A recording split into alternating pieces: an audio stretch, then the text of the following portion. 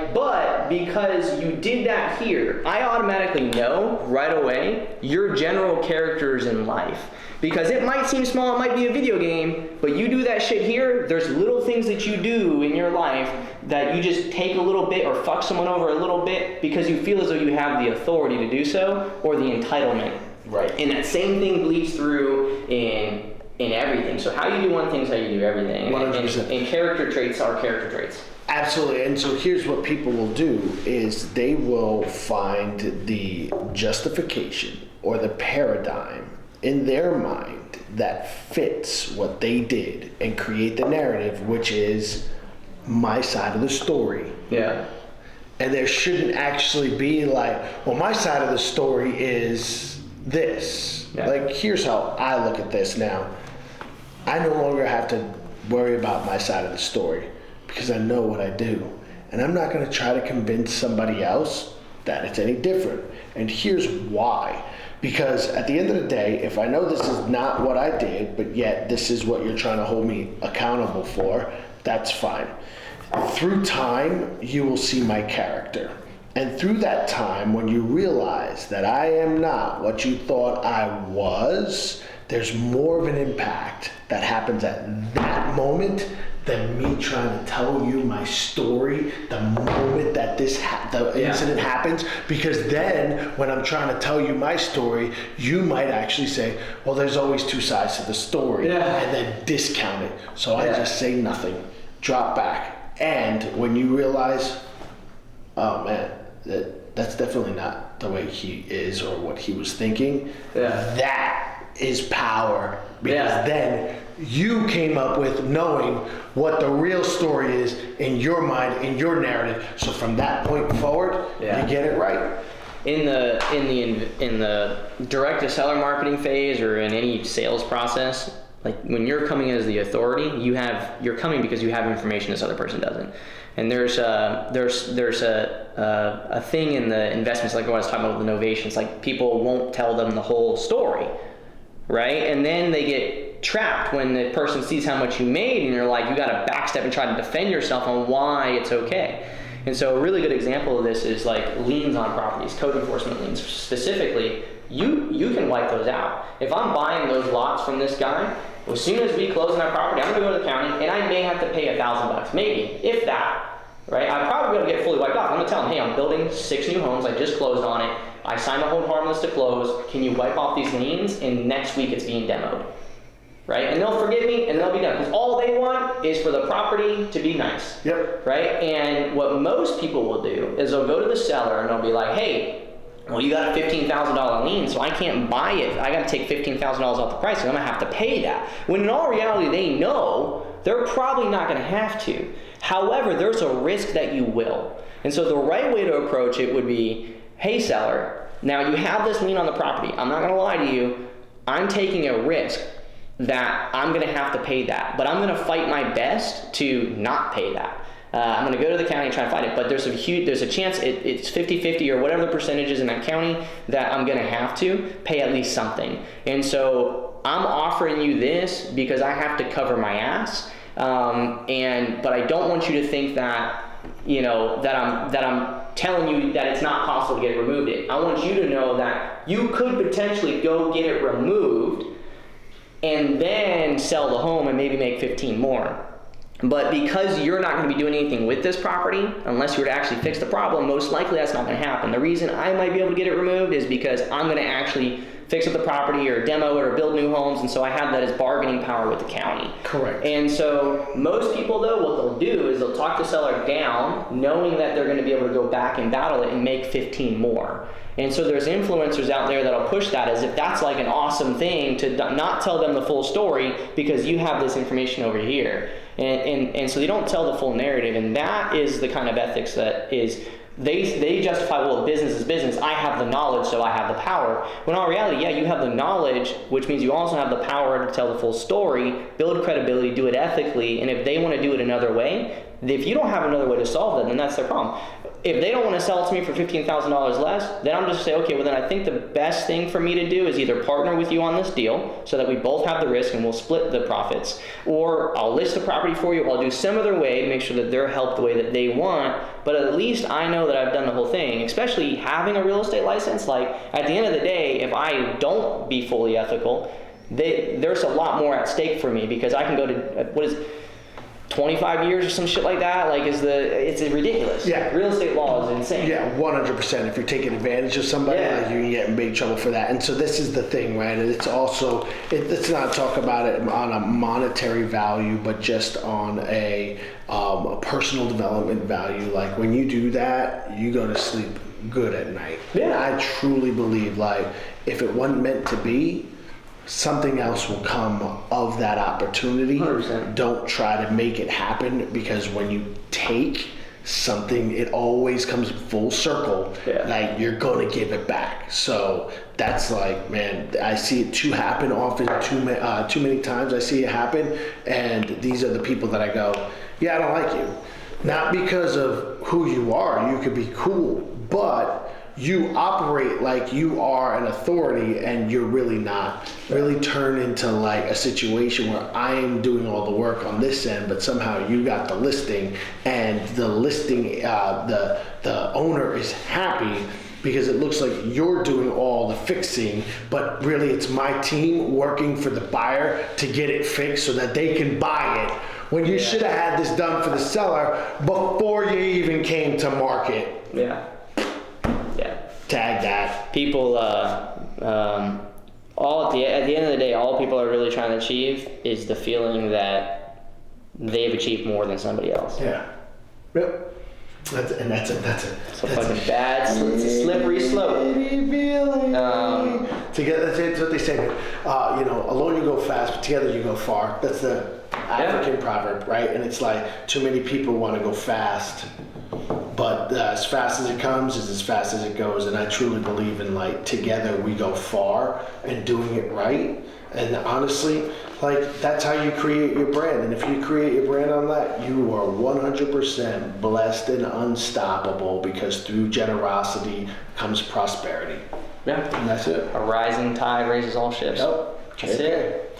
So Sweet. yeah, I love it, man. I love it. My brain is just on fire right now. Like, my thought process in this meeting now is like, it goes even bigger than what I thought it would be, which was a CRM, and it goes into like, how can I help you help me help you?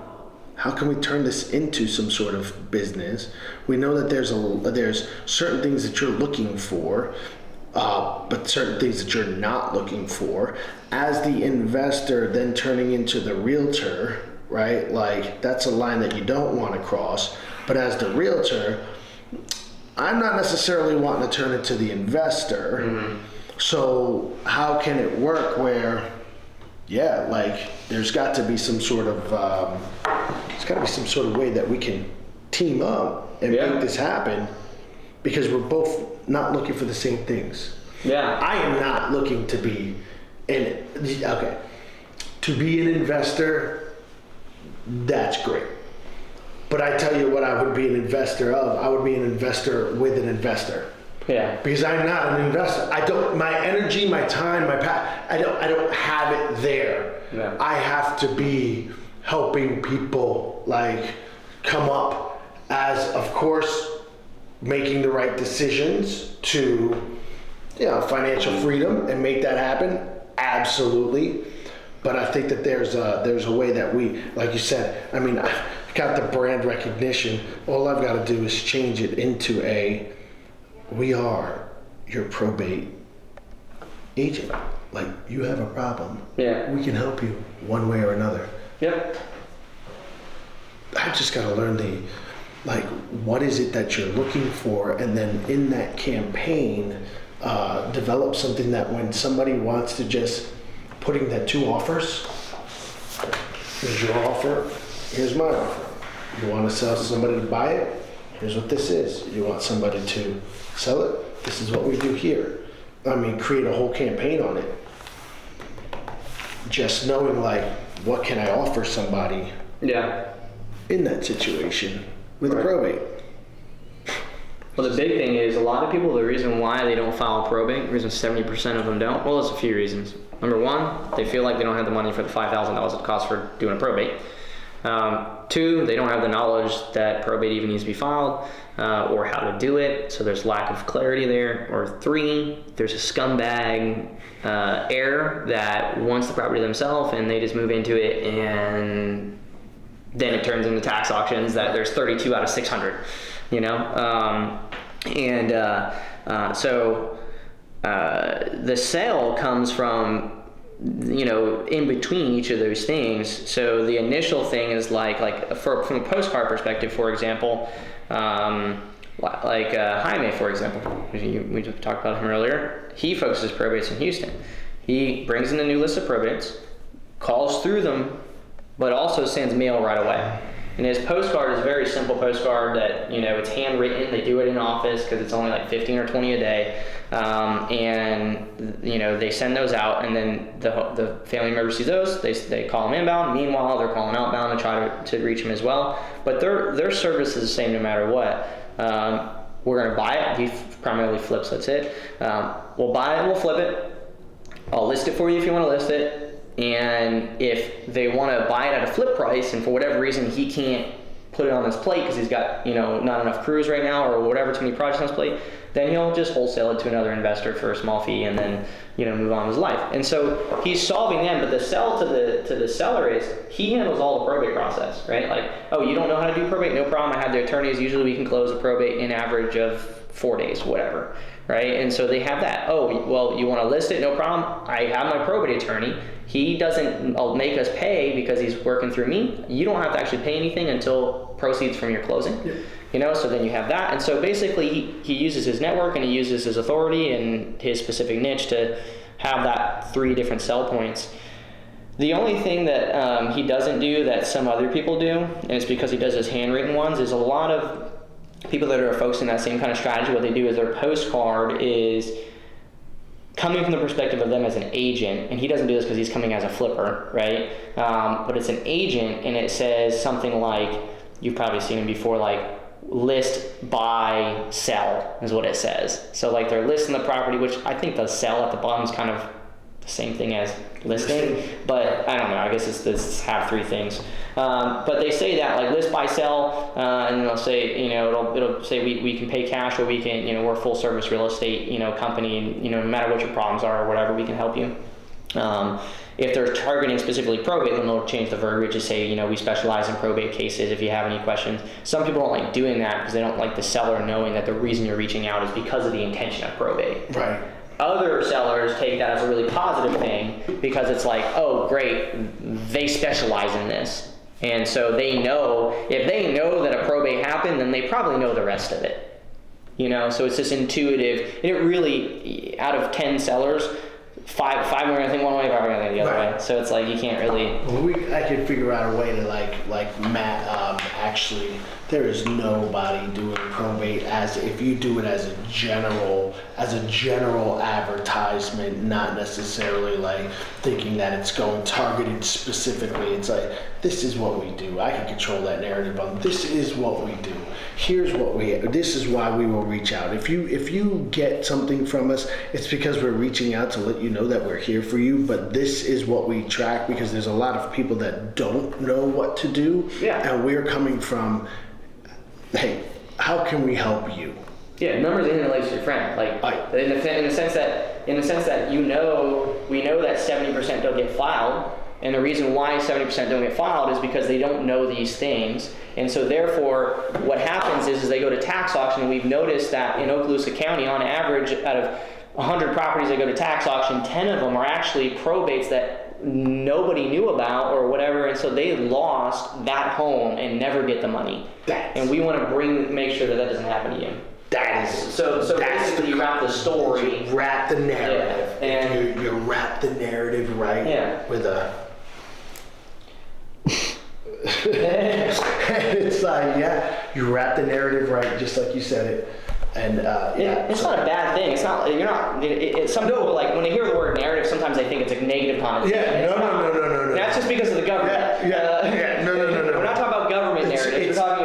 we're talking about but we're talking about the narrative of like true intention of what you're doing it for and being able to speak to it. So like, there is a narrative of, well, I'm just trying to get the listing where I put the roof on. No, I put the roof on because this is this person's last chance in order to get income or this type of fluctuation of cash from their asset that they'll never acquire again. So this is why I do it. Do I get the listing? Absolutely. Does it help me get the listing? Absolutely. But I do it for a different reason, a different narrative to the story, which you're not hearing because you want to automatically assume it's this. Yeah, 100%.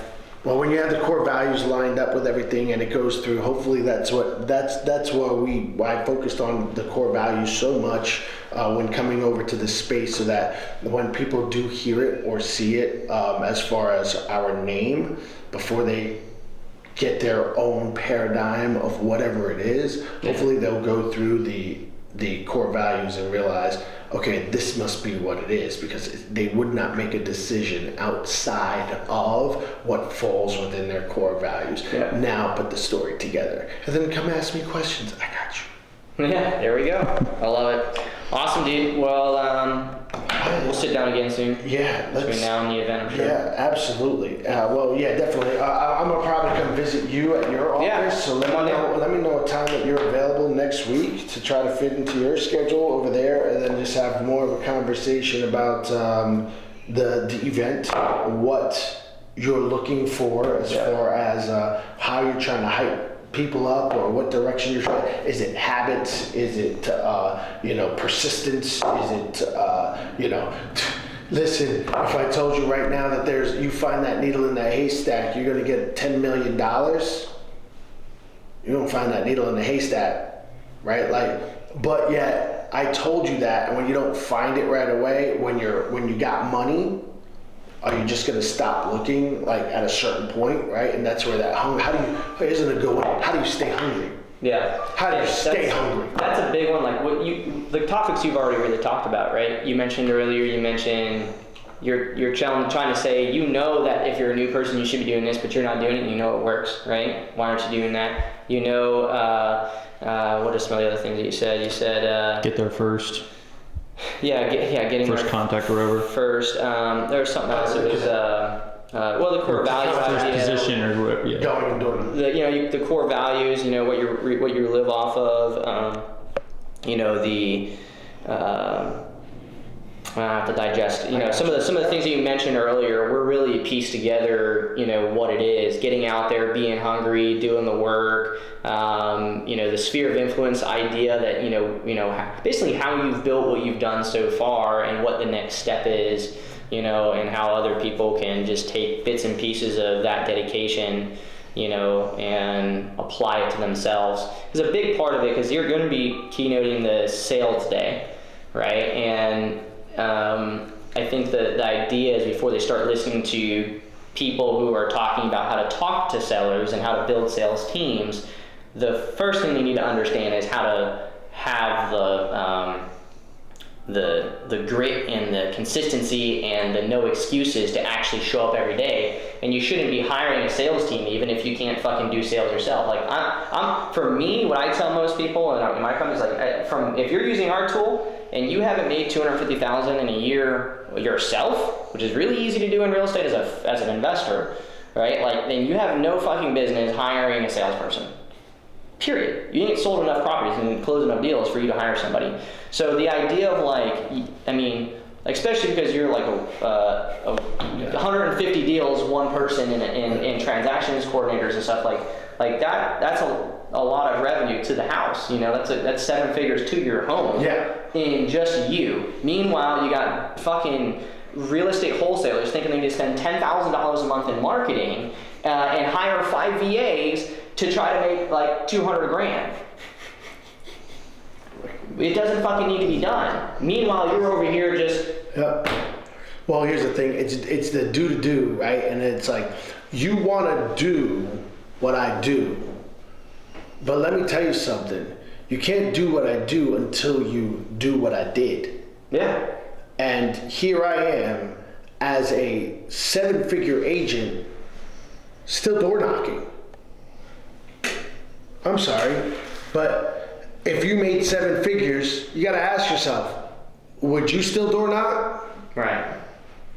See, the thing about what I do is it's very simple, but it's not easy.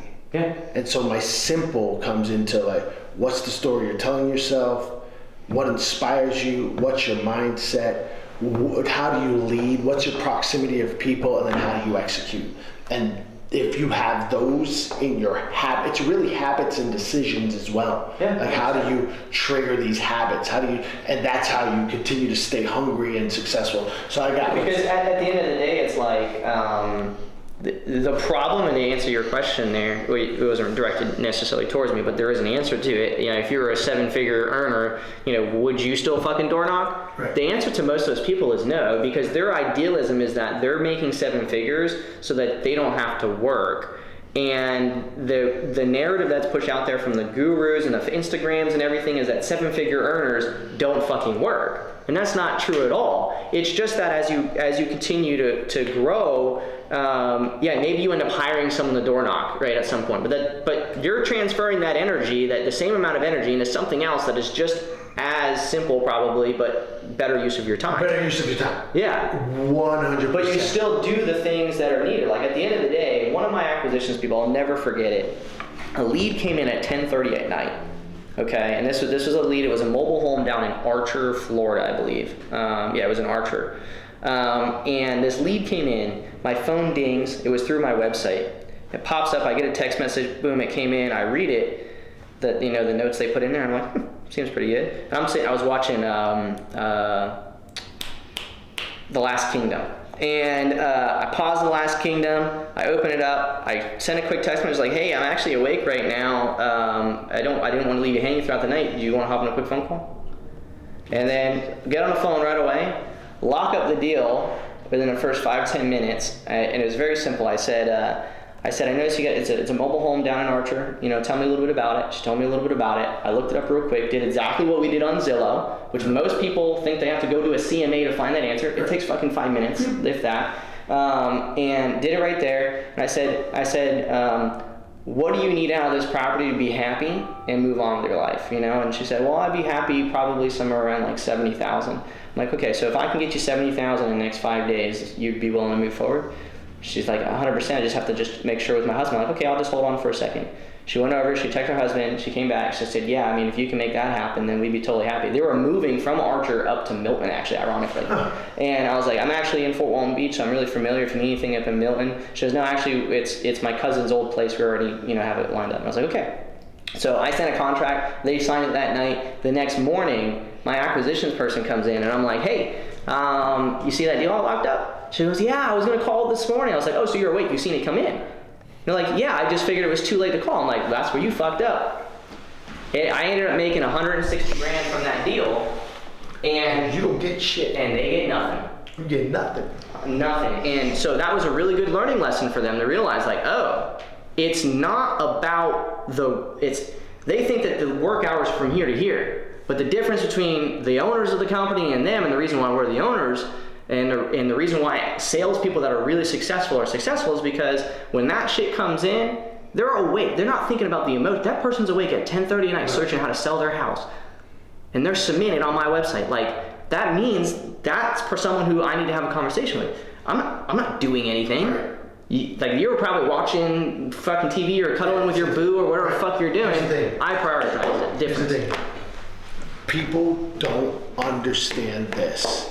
Opportunity is only available in the lifetime of the opportunity. Yeah. And the moment it shows up, if you don't pick it up, it's on to the next.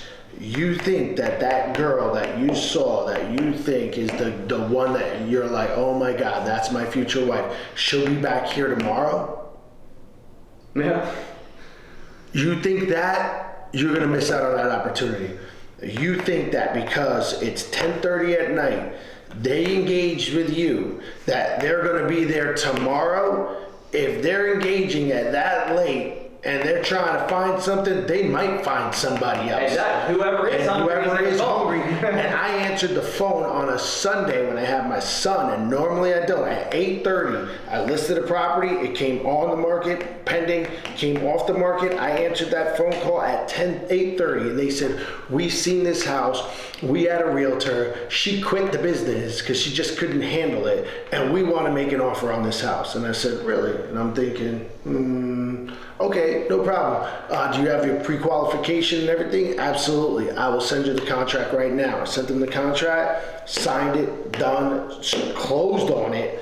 They are military. He's a contractor. She's a captain in the military. They have a ton of friends, and we are now their agent of reference. And it happened at 8:30 at night. Because of not the fact that they bought the house, but because of how the house was bought, because of the activities and the actions that you displayed. Right? 100%. And they said they would never. They were like, we've never had this. It's actually on my website. Is the